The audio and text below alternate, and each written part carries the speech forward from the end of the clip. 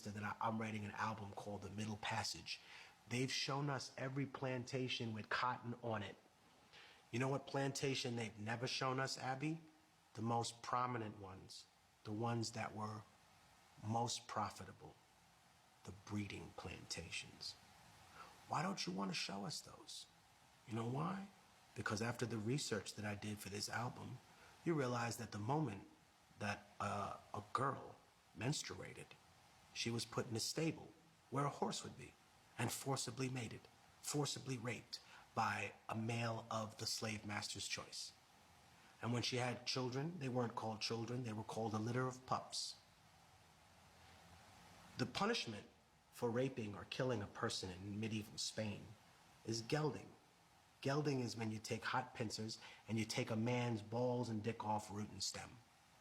Killing a person, law of the Bible, right? Medieval Spain, super religious. You killed a man, he should be killed.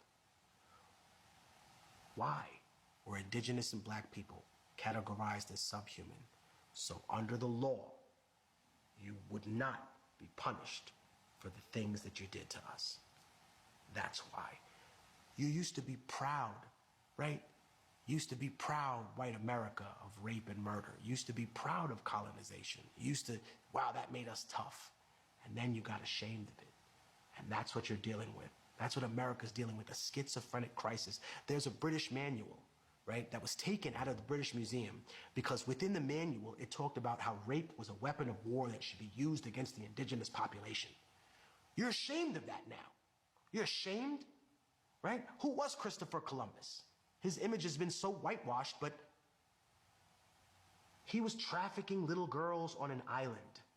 Who does that sound like, huh?